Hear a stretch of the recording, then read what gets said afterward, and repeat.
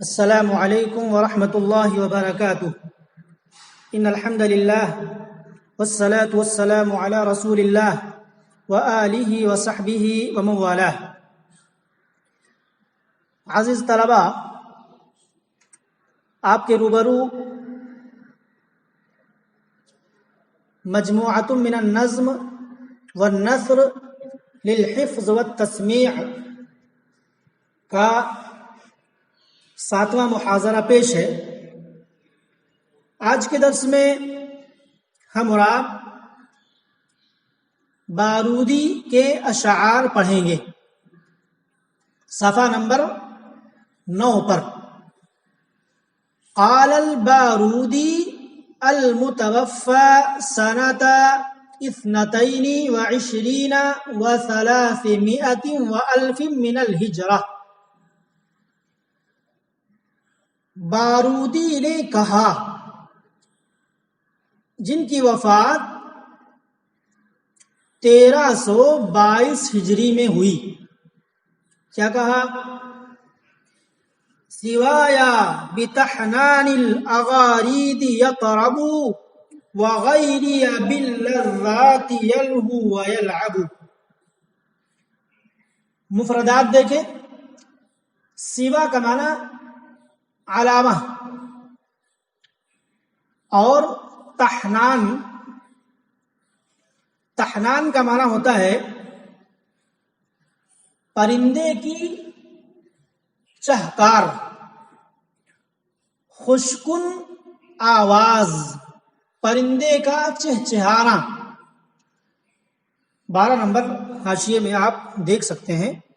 تحنان بمعنی الحنین، مصدر حنہ، یہ حنہ کا مصدر ہے، اور تکثیر کا فائدہ دینے کے لیے یہ صیغہ بنایا جاتا ہے تحنان.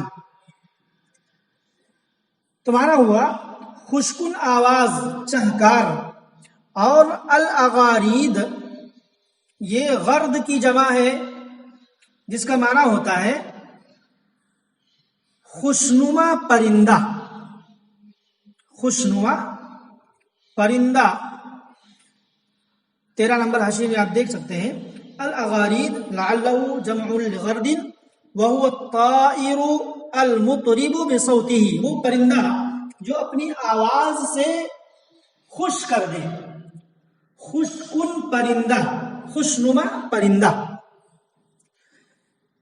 یطرب، تریبا یطرب کا معنی ہوتا ہے خوش ہونا، خوش ہونا.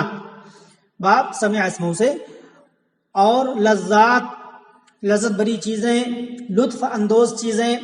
اور لہا یلہو کا معنی لہو کرنا، لعب کرنا. یلعبو بعد میں آ رہا ہے. تو شاعر نے اپنی تعریف کرتے ہوئے کیا کہا؟ سوایا بتحنان الاغارید یطرب وغیری باللذات یلغو ویلعب. بارودی شاعر نے کہا، میرے علاوہ شخص خوشکن پرندے کی چہکار سے خوش ہو جاتا ہے، اور میرے علاوہ شخص لذات سے، لذت بھری چیزوں سے لہو لعب کرتا ہے. تو سوا مضاف یا مضاف الیہ. اور بتحنان الاغاریدی با حرف جر ہے، اور تحنان مضاف، الاغارید مضاف الیہ. مضاف اور مضاف الیہ مل کر کے مجرور ہوا با حرف جر کا، اور جار مجرور مل کر کے یطربو کا متعلق ہوا. یطربو فعل ہوا کہ ضمیر فاعل. تو سوایا مضاف مضاف الیہ مل کر کے مبتدا ہو گیا، اور یطربو بتحنان الاغاریدی یہ پورا جملہ یعنی فعل فاعل اور متعلق مل کر کے خبر، مبتدا خبر مل کر کے جملہ اسمیہ خبریہ ہو گیا. وغیریہ یہاں پر بھی وہی معاملہ ہے. وغیریہ یلعب یلہو ویلعب باللذات. تو غیریہ مضاف مضاف الیہ مل کر کے مبتدا، اور باللذات یہ جار مجرور یلہو یلعب کے متعلق ہے. اور فعل اپنے فاعل اور متعلق سے مل کر کے خبر مبتدا خبر مل کر کے جملہ اسمیہ خبریہ ہو گیا.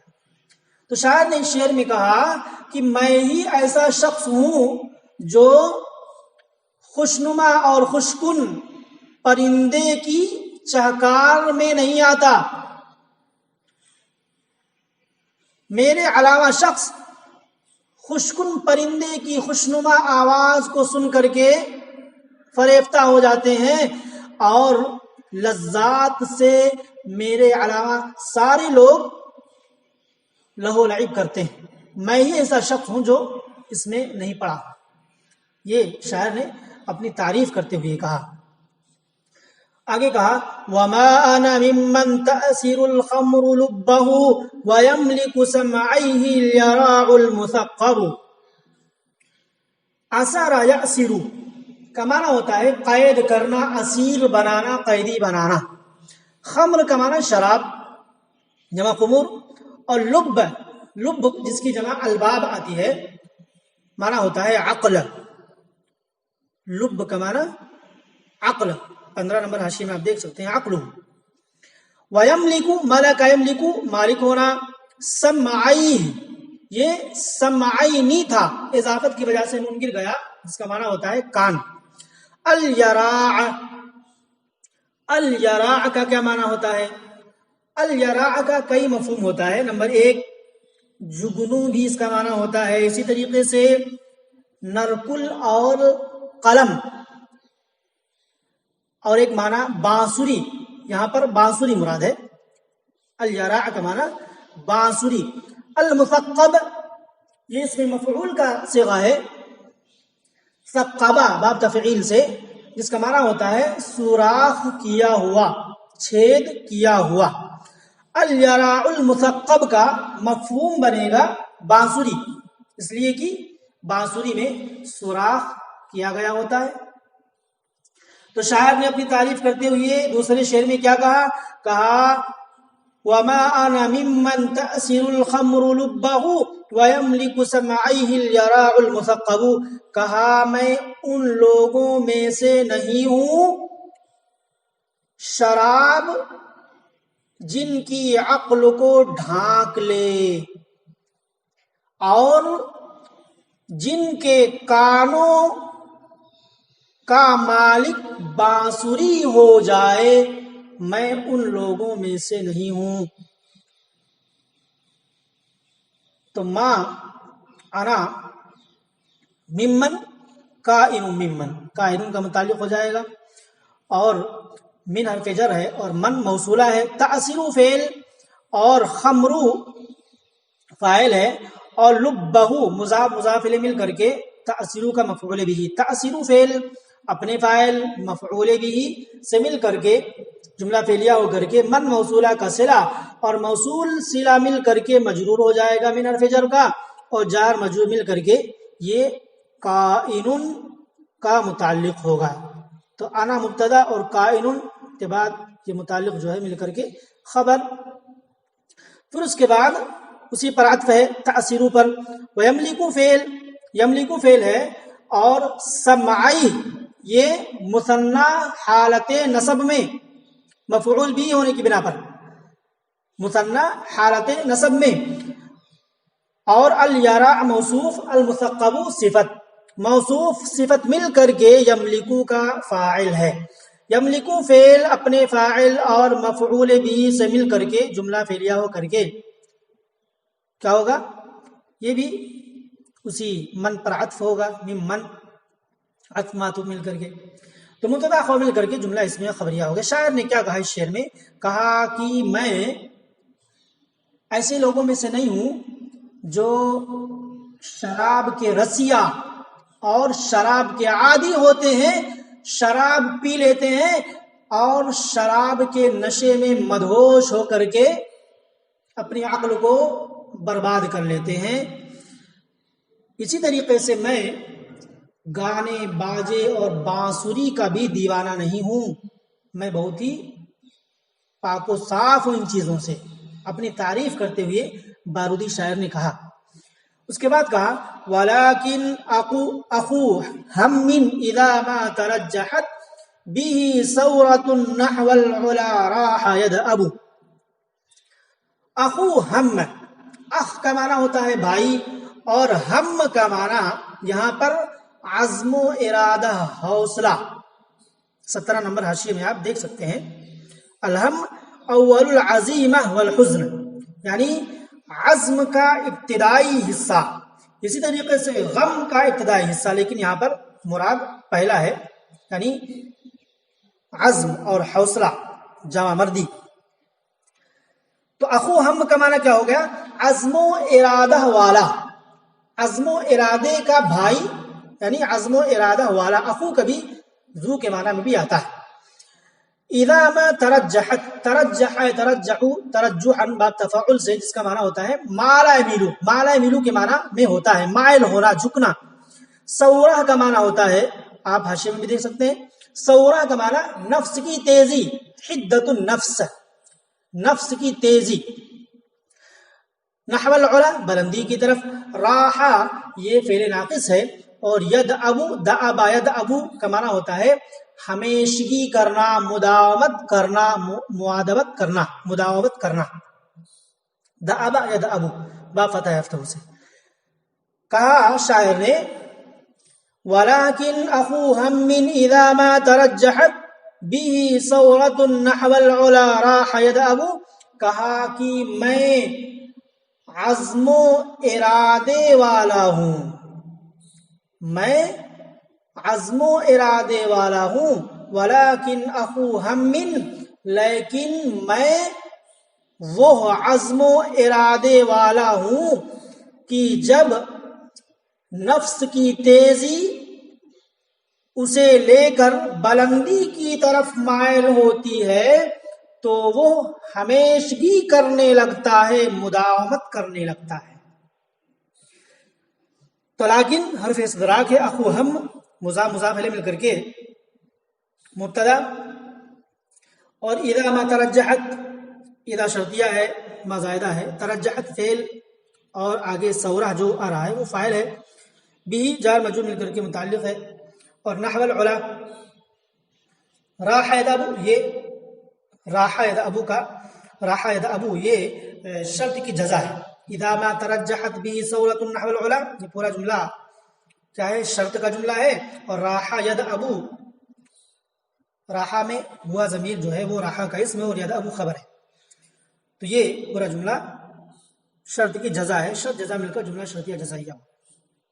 تو شاعر نے اپنی تعریف کرتے ہوئے کہا کہ میں عزم و ارادے والا ہوں، اور ایسا ہوں کہ جب نفس کی تیزی اسے بلندی کی طرف مائل کرتی ہے اور بلند ہونے لگتا ہوں میں، تو پھر سست اور کاہل نہیں پڑتا، بلکہ اور بھی بلندی کے حصول کے لیے میں پے در پے لگاتار کوشش کرنے لگتا ہوں، اور کوشش میں ہمیشگی اختیار کرنے لگتا ہوں. یہ کہتا ہے. اس کے بعد کہا نفى النوم عن عيني نفس أبية لها بين أطراف الأسنة مطلب. نفع ینفی کا معنی ہوتا ہے انکار کرنا، نفع انکار کر دیا. نوم کا معنی نیند. عینی یہ عین کا تثنیہ ہے، مثنیٰ حالت جر میں ہے. نفس کا معنی نفس. ابیہ کا معنی ہوتا ہے خوددار، جو ظلم کو برداشت نہ کرے. حاشیے میں بھی دیکھ سکتے ہیں، حاشیے میں آپ دیکھ سکتے ہیں 21 نمبر حاشیے میں. لا ترضیما، یعنی وہ نفس جو ظلم پر راضی نہ ہو. ابیہ خوددار. لہا بین اطراف الاسنہ، اطراف یہ طرف کی جمع ہے جس کے معنی کنارہ، اور اسنہ یہ سنان کی جمع ہے جس کے معنی نیزہ، نیزہ. اور مطلب کا معنی مقصد، مقصود. مطلب کا معنی مقصد. 22 نمبر حاشیے میں آپ دیکھیں کیا لکھا ہوا ہے؟ مقصد. تو مطلب کا معنی مقصد. کیا کہا؟ نفى النوم عن عینیہ نفس ابیۃ، کہا کہ خوددار نفس نے اپنی آنکھوں سے نیند کا انکار کر دیا، اس کا مقصد نیزوں کے کناروں کے درمیان ہے. تو نفع فعل ہے، النوما مفعول بھی مقدم ہے، عن عینیہ یہ جار مجرور نفع کے متعلق ہے، نفس موصوف اور ابیہ صفت، موصوف صفت مل کر کے نفع کا فاعل ہے، تو نفع فعل اپنے فاعل مفعول بھی اور متعلق سے مل کر کے جملہ فعلیہ خبریہ ہو گیا. اور یہ کیا ہے؟ لہا مطلب، لہا مطلب، تو لہا یہ جار مجرور خبر مقدم، اور بین اطراف الاسنہ، بین مضاف، اطراف مضاف الیہ مضاف، اسنہ مضاف الیہ، مضاف اور مضاف الیہ مل کر کے کیا ہو جائے گا؟ مضاف الیہ ہو جائے گا بین مضاف کا، اور بین مضاف اپنے مضاف الیہ سے مل کر کے یہ ظرف ہوگا جو مطلب کے متعلق ہے، اور مطلب یہ مبتدا مؤخر ہے. لہا مطلب بین اطراف الاسنہ، تو یہ ترکیب ہوئی. شاعر کیا کہنا چاہتا ہے؟ شاعر یہ کہہ رہا ہے کہ میں ایسا خوددار شخص ہوں کہ رات کو سوتا بھی نہیں. کیا کہا؟ خوددار نفس نے اپنی آنکھوں سے نیند کا انکار کر دیا. مقصد کیا ہے؟ کہا کہ اس کا مقصد اور اس کا مقصود نیزوں کے کناروں کے درمیان ہے، جہاد کرنا ہے، میدان جنگ میں اترنا ہے. یہ شاعر نے کہا. تو آج کے درس میں 4 اشعار بارودی کے آپ کے سامنے آئے. امید کی سمجھ میں آیا ہوگا. اللہ رب العالمین سے دعا ہے کہ اللہ رب العالمین ہمیں علم کو حاصل کرنے کے ساتھ ساتھ اسے عمل میں لانے اور حصول علم میں جو محنت درکار ہے محنت کرنے کی توفیق عطا فرمائے. ھذا وباللہ التوفیق، والسلام علیکم ورحمۃ اللہ وبرکاتہ.